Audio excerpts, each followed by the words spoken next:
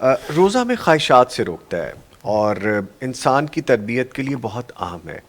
ہمیں کس طرح سے روزے کو ہمیشہ ذہن میں رکھتے ہوئے ان 30 دنوں کے بعد یا 29 دنوں کے بعد اپنی عملی زندگی میں اس کو شامل کر لینا چاہیے؟ دیکھیں، سب سے پہلی بات تو یہ ہے کہ یہ جو ہم نے رمضان کے اعمال کا ذکر کیا ہے، جی ان میں مین عمل جو ہے وہ روزہ ہے،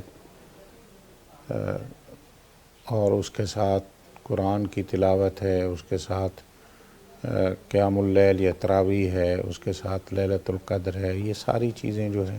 جی تو اس میں سب سے پہلے میں اپنے آپ کو اور اپنے دوستوں کو اور اپنے جو ناظرین ہیں ان کو یہ مشورہ دوں گا، ہمیں اللہ سے دعا کرنی چاہیے کہ اللہ ہمیں اس کا حق ادا کرنے کی توفیق دے۔ جی آمین۔ اس کی بہت ضرورت ہے، کیونکہ جب تک اللہ کی مدد، اللہ کی توفیق شامل حال نہ ہو تو ہم کچھ بھی نہیں۔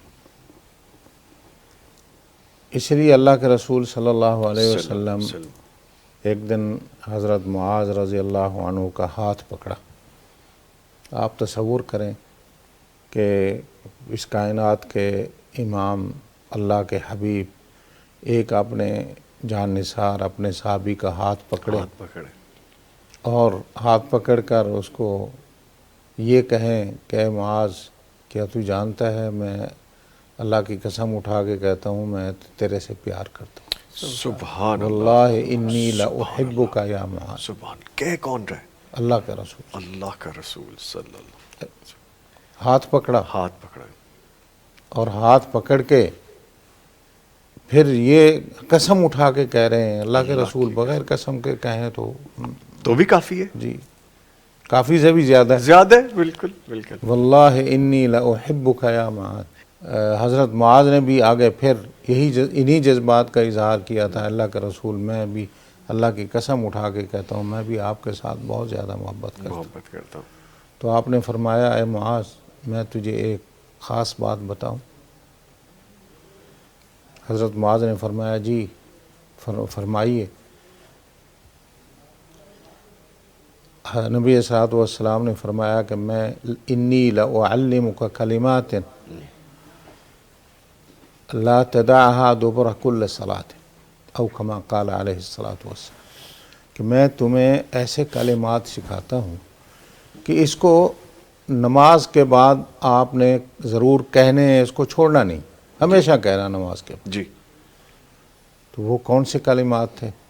وہ یہ کلمات تھے اللہم اعنی علی ذکرک و شکرک و حسن عبادتک۔ اللہم اعنی، اے اللہ میری مدد کر، جی علی ذکرک، تیرے مجھے اپنے ذکر کرنے کی توفیق دے، مدد کر میری، و شکر کا، اور شکر ادا کرنے کی توفیق دے، وہ حسن عبادتک، اور اچھے طریقے سے عبادت کرنے کی بھی، یا اللہ تو مدد بھی کر، توفیق بھی دے۔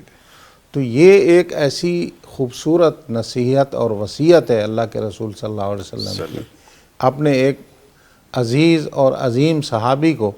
تو ہمیں بھی میرا خیال ہے سب سے زیادہ اپنے نفس پہ غرور نہیں کرنا چاہیے اپنے اوپر کہ جی ہم اتنا نیک ہیں، ہم اتنا محنت کرنے والے ہیں، نہیں، ہم سب اللہ کے محتاج ہیں، اور ہم سب کو اللہ سے یہ دعا کرنی چاہیے کہ یا اللہ ہمیں اپنے ذکر کی اور شکر کی اور اچھی عبادت کی جو ہے وہ توفیق عطا فرما۔ آمین آمین۔ یہ دعا بہت، اس کو دعا کو مانگنا چاہیے، اور نبی صلی اللہ علیہ وسلم یہ دعا بہت کیا کرتے تھے۔